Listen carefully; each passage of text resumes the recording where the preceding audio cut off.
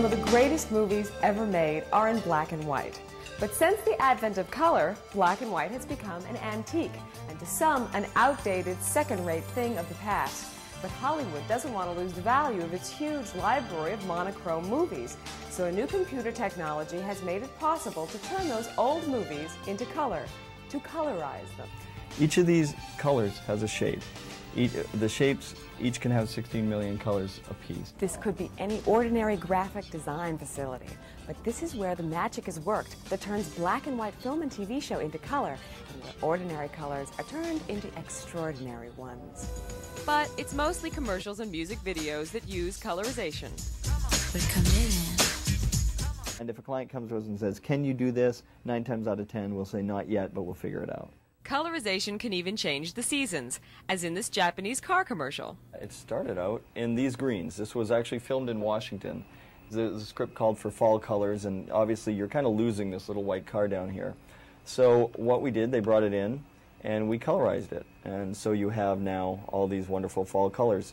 Say you wanted it to be a night scene, or you wanted it to be for some reason something didn't work and you wanted the sky in back of you to be much bluer, you'd bring it to us and we could do that for you.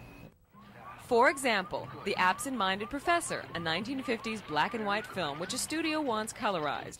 The process starts by outlining each object in key frames, and as the images move, so do the colors.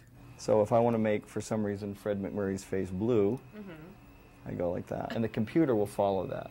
So it's like an animation program over the original black and white, and the colors are transparent. So now we magically have the technology to turn black and white into color. But not everybody thinks this is a good idea. In fact, some people are totally opposed to it. At the heart of the debate are the filmmakers themselves, and especially the cameramen, cinematographers. I'm very passionate about colorization. I think it's wrong to do it. John Alonzo has been the director of photography on dozens of award-winning films, including Scarface and the soon-to-be-released Grassharp, starring Walter Matthau. It would be the crowning achievement of my life. All the way back to the early days of John Alton and great cinematographers that shot in black and white, they used light, dark, black, and shadow and gray to accentuate and to tell the story. The studio owned it, so the studio in essence has a library that they have the right to sell. That doesn't mean that we agree with it. I don't think there's a cinematographer in the world that would like his work changed. It's not like we're taking this cultural heritage and we're ruining it. What it's doing is, if you do it with the same high quality that it was originally intended to be shot in, you're actually bringing it to new generations, people who may not have seen it.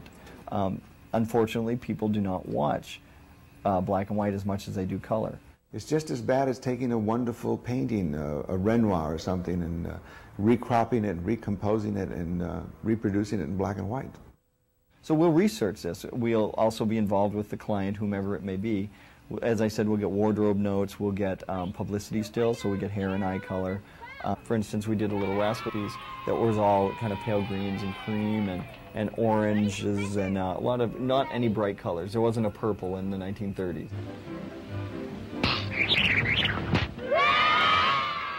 Colorization didn't spring from Hollywood's desire to give audiences unfamiliar with black and white movies a new cultural experience. The studios simply knew that a new color print got a new 75-year copyright, their chance to make twice as much money. But there are signs that what's old can be new again. Hello, everybody.